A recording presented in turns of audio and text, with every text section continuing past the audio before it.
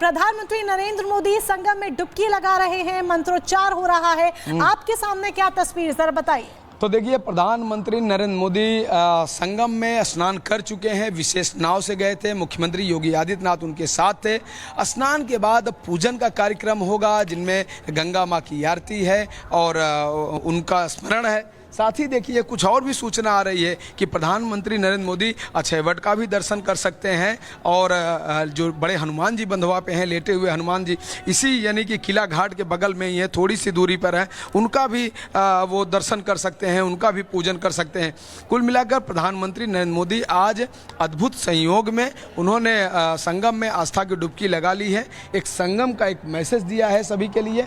यहाँ पर देखिए, जो अरैल घाट है, यहाँ पर किस तरह से सुरक्षा व्यवस्था अभी भी एकदम चुस्त दुरुस्त खड़ी है, वेट कर रही, इंतजार कर रही है कि प्रधानमंत्री जब वहां से दर्शन पूजन स्नान करके लौटेंगे तो इनको यहां से ले जाया जाएगा। जो डीपीएस जो हेलीपैड है वहां पर, वहां से वो विशेष हेलीकॉप्टर यानी कि जो सेना के जो MI-17 है उसके द्वारा वहां पर वो प्रयागराज एयरपोर्ट जाएंगे। प्रयागराज एयरपोर्ट से वायुसेना के विशेष विमान से वो दिल्ली के लिए रवाना होंगे। लेकिन अभी जो कार्यक्रम है प्रधानमंत्री का वह चल रहा है।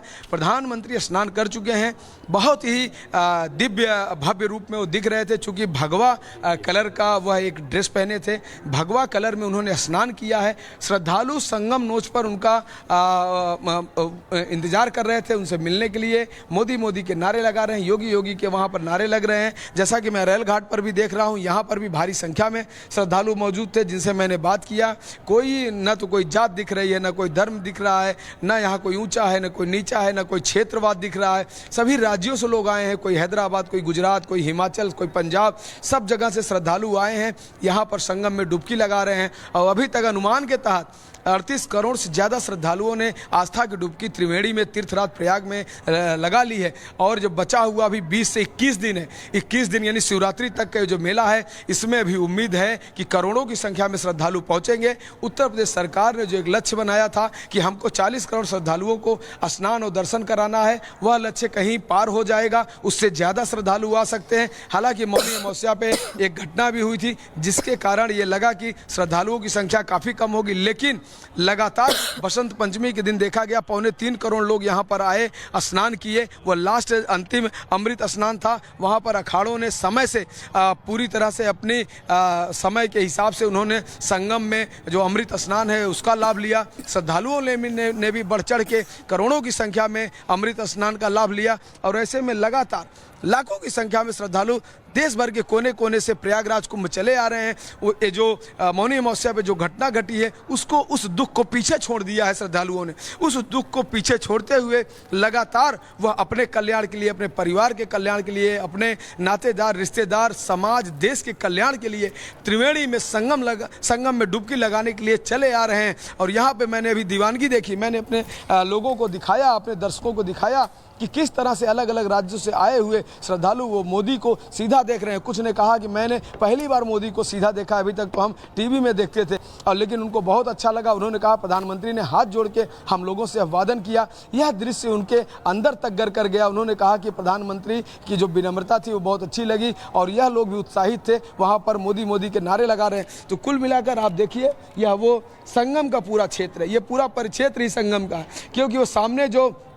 रेलवे की जो आपको वो ब्रिज दिख रहा है, वहाँ पर शास्त्री ब्रिज दिख रहा है, उधर से गंगा आ रही, गंगोत्री से गंगा जी अपने पूरे वेग को लेते हुए यहाँ तक आती हैं, और इधर यमुनोत्री से माँ यमुना आती है किला घाट से होते हुए, और दोनों का ये संगम है। ये पूरा क्षेत्र संगम कहलाता है। और नीचे से अदृश्य सरस्वती जो पाताल से सीधा यहाँ पर गंगा यमुना के संगम में विलीन होती है, इसीलिए इस पूरे क्षेत्र को त्रिवेणी कहा जाता है, इसको संगम कहा जाता है, गंगा यमुना सरस्वती के मिलन को। तो इस तरह से ये जो पूरा क्षेत्र है वो पावन है, यह पूरा क्षेत्र अमृत है। तीर्थराज प्रयाग इसीलिए तीर्थों का राजा कहा जाता है कि यहाँ 3 पवित्र नदियों का संगम है और इसका लाभ सभी श्रद्धालु लेने आते हैं।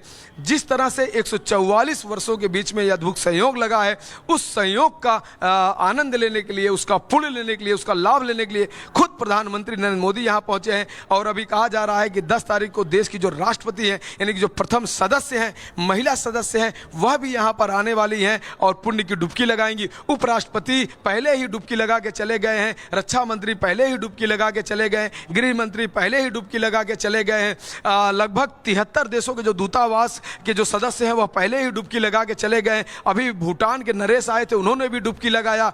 ऐसे पता नहीं कितने देश के श्रद्धालु आए, वह भी आस्था की डुबकी लगा कर गए हैं। कई राज्यों के मुख्यमंत्री आए, कई राज्यों के राज्यपाल आए, कई राज्यों के सांसद आए, विधायक आए, मंत्री आए। लगभग सब आस्था की डुबकी लगाना चाहते हैं, सब पूर्ण लाभ कमाना चाहते हैं। चूंकि यह तीर्थराज प्रयाग है, उनको लग रहा है कि यहाँ आस्था की डुबकी लगाएंगे तो हमारा जन्म लेने का जो अभिप्राय है वह भी सिद्ध हो जाएगा और हमको आने वाले समय में इसका जरूर लाभ मिलेगा। जी बिल्कुल राघवेंद्र, आप पल पल वहां से तस्वीरें दिखा रहे हैं प्रधानमंत्री नरेंद्र मोदी जिन्होंने महाकुंभ में डुबकी लगा ली है और इसी के साथ वहां जो श्रद्धालु हैं प्रधानमंत्री को देखने के लिए किस तरह से उत्साहित थे, ये भी वहां से आप राघवेंद्र हमें लगातार बता रहे हैं।